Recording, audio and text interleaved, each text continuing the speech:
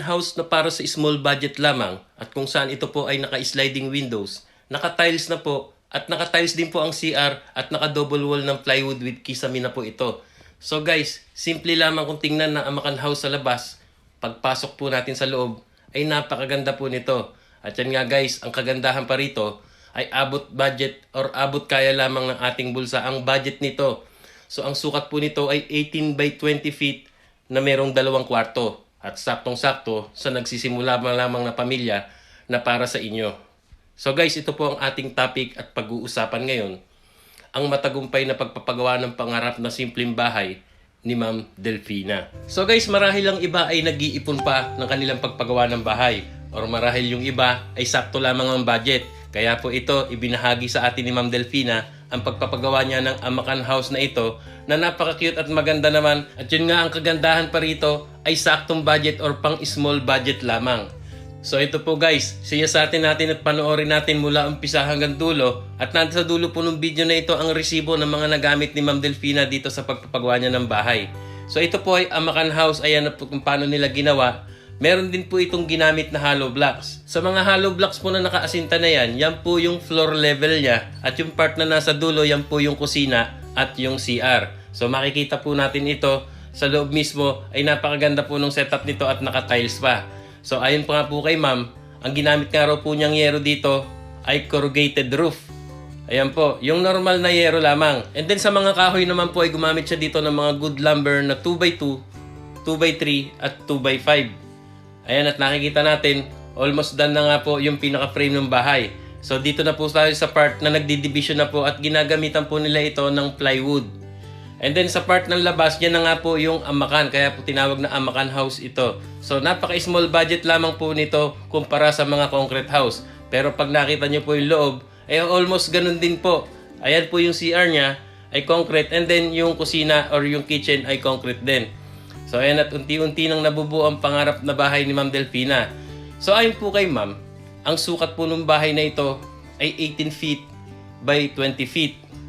Guys, meron po itong 2 kwarto, so saktong-sakto po sa ating pamilya, lalong-lalo na sa nagsisimula pa lamang.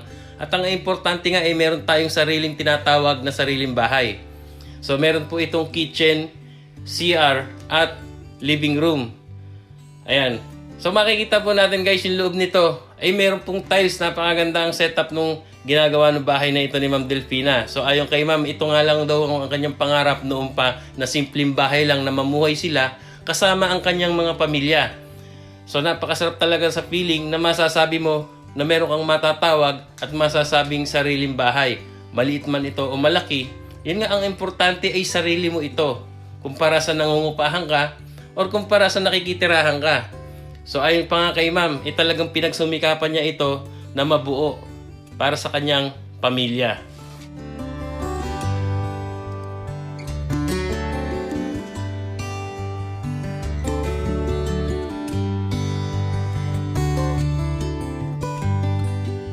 So guys, tunay ngang napakasarap sa feeling na ma-achieve natin ang ating pinapangarap. Maliit na bagay man ito o malaki. At yun nga ay pag ito'y na ating napagtagumpayan ay talagang napakasarap ng ating pakiramdam. Kaya gaya nga po nito ni Ma'am Delfina na natupad na niya ang kanyang munting pangarap na bahay para sa kanyang minamahal na pamilya.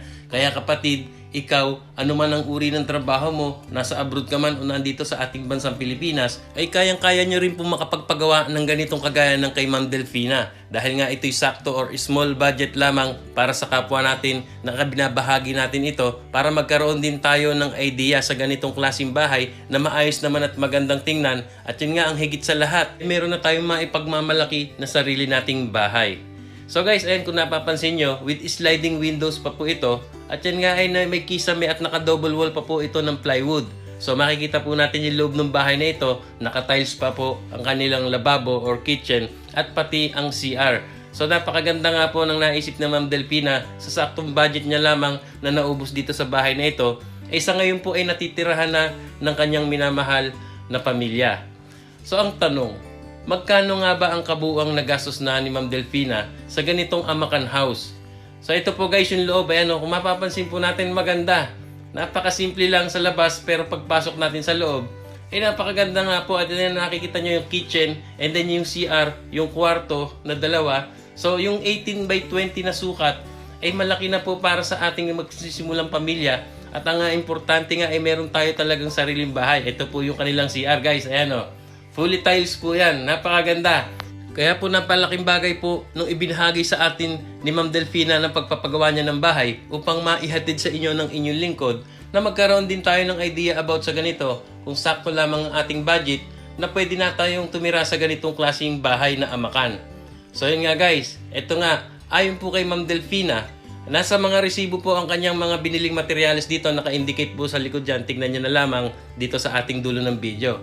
So ayon po kay ma'am, ito po, gumastos na siya dito sa ganitong sukat na 18 feet by 20 feet na mayroong 2 kwarto. At yan nga po ay amakan house at naka-tiles na po kung ano po yung nakita natin sa labas at loob with sliding windows, corrugated roof po ang ginamit. At ayon nga kay ma'am, lahat po ng ito, labor and materials, ay gumastos na po siya ng halagang 100,000 kasama na po ang electrical at tubig.